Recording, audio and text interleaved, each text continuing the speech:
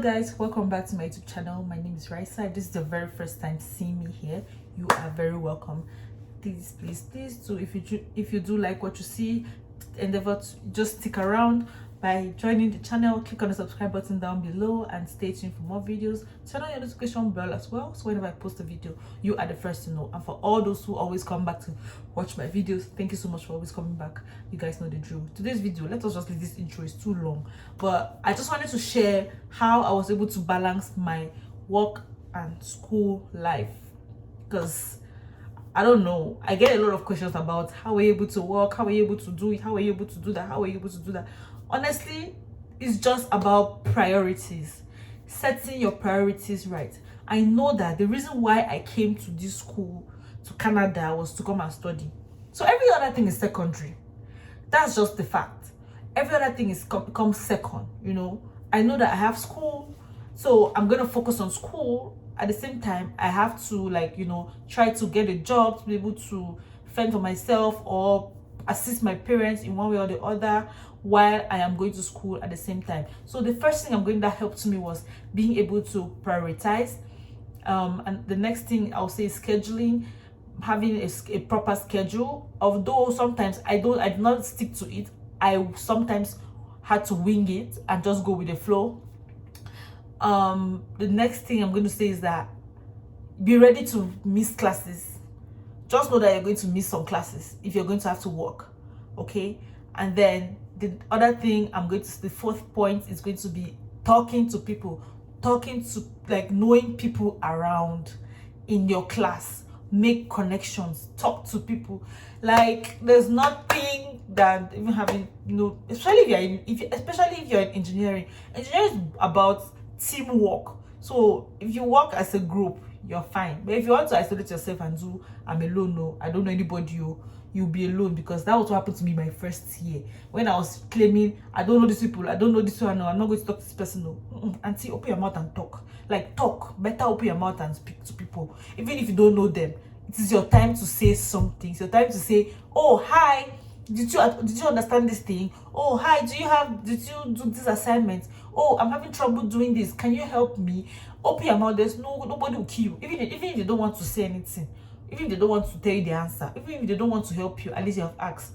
You might still, you know, through them you may meet other people and all of that. So it's just a whole lot that goes into it. So these are the main 4 things that I'm going to say. And also communicating at work, you know, communicating to your supervisors at work, making them know that you have school. At the same time, school is your main reason why you're here. You're working.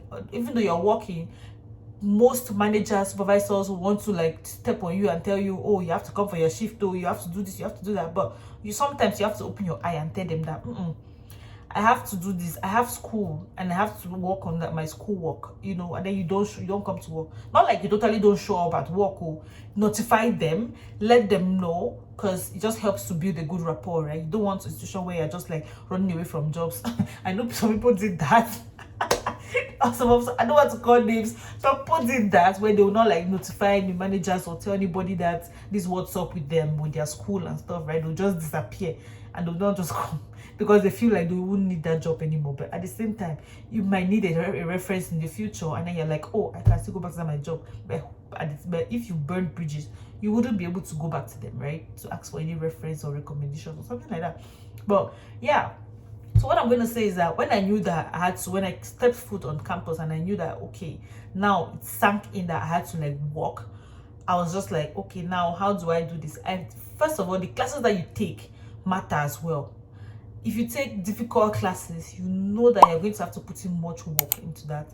That means you might have to stay longer in school studying. That's if you're the person that studies on campus better or in school better, good. Just know that you're going to spend longer times or longer hours studying on campus. If you are the kind of person who studies at home, know that it's going to, well, you can study at home. But someone like me, we were the ones on the 5th floor. Like, there's a particular floor that they knew us on. Everybody knew their position. Everybody knew that this is where they sit when it's time for studies. We already knew our places. So nobody could even come and tell us, we already knew that this is my spot, this is person's spot. Just because we usually spend long hours studying for, or trying to make up for all the times that we have missed classes because we have been working. So you guys know already that I did a video with Debbie. If you have not watched that video, you can go and watch it. We had to find a way of balancing, like we did a Q&A where we had to share our experience. I'm going to link it somewhere here. You can go and watch it if you haven't watched it. Yeah, and Debbie is my friend. Like, we went to school together as well. She has a YouTube channel, so you can find all of that there. So we're just sharing our experiences, and it was just something of, you know what, there are times where you set your priorities right. You know that, okay, even if you are as busy as what, once you allocate 30 minutes to study something, put in that time and do it. If you're unable to meet up, or if you're unable to do that, know that you have to find a way around it to make up for that time. Just know that that's how you have to do it. You have to just find a way around it.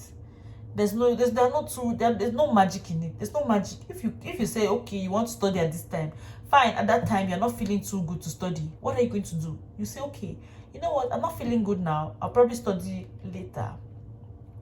Then you make sure that as you're procrastinating, you put in that work. Or as you have said, you're going to do it later because you're not feeling fine, you are still going to do that thing regardless. I don't care whether it's the same day or is the next day or something. Just know that you have to still find a way to put in the time to study for that course that you wanted to study. Another thing that helped was assignments. Scheduling time to do assignments, prioritizing the fact that, okay, no matter what, even if I'm at work, you need to see me. You need to see me and my friend Korede. You probably have seen Korede on this channel. We are always doing assignments. Even if it is late, even if it is midnight, we will be awake doing our assignment. It's nothing like, oh, I've given up. Because that 0.5 mark, it goes a long way. It can do wonders. It can work miracles. To always create time. And then you have to also know that when you're doing all this with school as well, you know you're going to have to miss classes. You will definitely miss classes. The one thing that you should make sure that you don't miss is your labs. You cannot miss your labs. You cannot miss projects, some kind of all these classes that have to do with, you know, working hand in hand with the prof, with the professor and everything. You have to be there. But classes, it's just to attend class, if you like, you miss it. Sometimes they take attendance. Some lecturers will take attendance, but nobody's going to. It's going to be like maybe how many percent, 1 mark or something. But it's not a big deal because people, I think they do understand that some people work as well, right? But there are just some wicked teachers that will just be behind you. You'll be like, oh God, why is this man only taking attendance when I'm not there? You know. But that's the thing. You have to always try to, you know, make it possible to meet up. You have to be able to meet up with it, regardless. Then if you're scheduled for, let's say for example, sometimes my work starts at, I think it was the time I had my shifts, I used to do housekeeping. That was the first job I got. I would do housekeeping. I know that I have to go and clean. Fortunately for me, that work was an on-campus job. I could work as many hours as I could because it was on campus. But me too, I myself, I get tired now. I don't want to work forever. I'm tired. I don't want to be cleaning toilets all the time, all the second. You just be tired of it at some point. But you still have to do it, right? You still have to like do it and make your money to pay one thing. So you still have to make that money at the same time. So there was that where, you know, at this time the work starts at 8:15, but then I have a class that's going on at 8 a.m. So how do I do that? So I will choose, okay, what is my goal for this month? How much am I supposed to make for this month?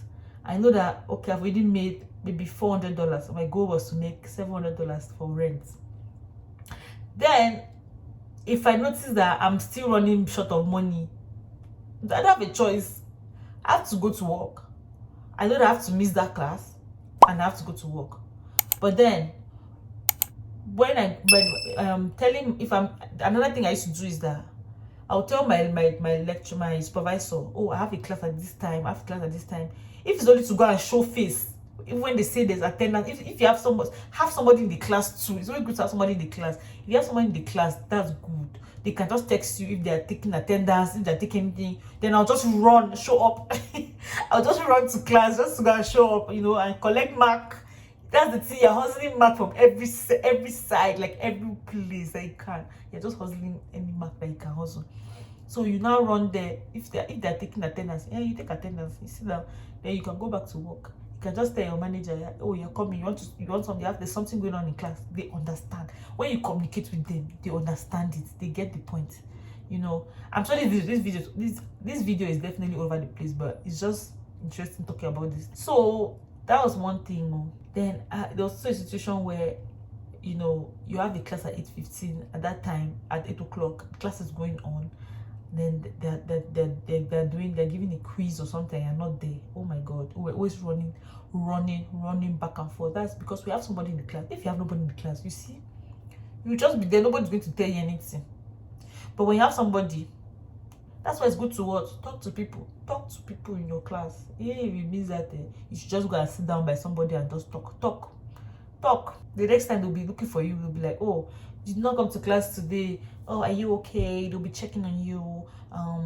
You know, I can let you know what's going on. But be careful with Igbo people. Sometimes when Igbo people, you can throw under the bus. But well, I'm just saying, some of them are good though, but some people, some of them, yeah, it's okay. But us, you can look for people like us. When I say that, we know ourselves. When we see ourselves, we know. Okay, so yeah, so there's that thing. So that's one thing. Then you miss classes, but don't miss your lab.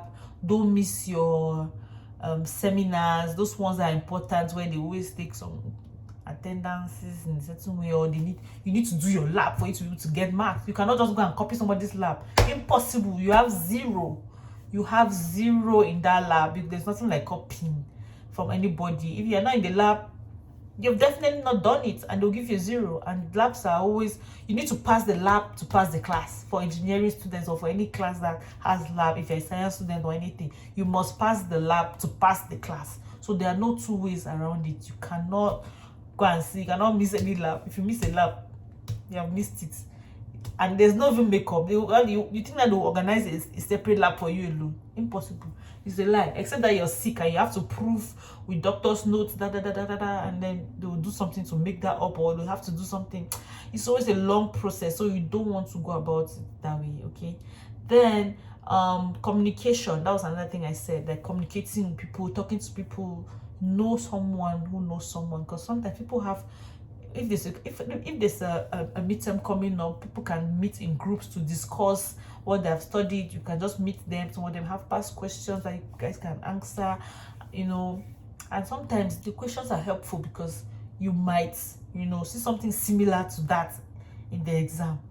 So it's just always nice to talk to people. It's always good. There's no way, I cannot emphasize it. I cannot even stress it enough. Because me, I remember when I came and I was forming, I don't talk to this person, I don't know this person, I don't know this person. It did not take me anywhere.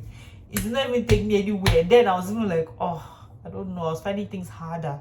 But with the moment I was able to talk to people, that was it. So with work, I'll just say communicate, schedule your time well, be able to, you know, have a target, have a plan, know that, you know, okay, you're making this money for this purpose. Once you've gotten to a certain amount, you know that, okay, I've tried, I've done this one and it's okay. Then you focus on your class. Tell your supervisors, let them know. When sometimes they'll even schedule you when you're not supposed to be scheduled. You've already worked more than 20 hours. Some of them will just schedule you. So it's you that has to keep track of the number of hours you're working as well as a student. You have to keep track of it, because managers, at the end of the day, it's not their name that is there, it's your own name that is on it, right? So you have to know and tell them that, oh, I've already worked this number of hours this week, so you're scheduling for this, I cannot come. And then they'll be like, oh, okay, yeah, that makes sense. They understand that. In a situation where they schedule you and you have maybe an exam, or you want to study for something, you want to tell them straight, you know, tell them that you cannot. That's why it's always good to let them know your schedule before they even schedule you, so that they know that they don't schedule you at that particular time because you've told them that you cannot come because of this reason. Sometimes some of them will not hear well, or they'll say that they have forgotten, or they cannot keep track with, you know, the many people that they're scheduling.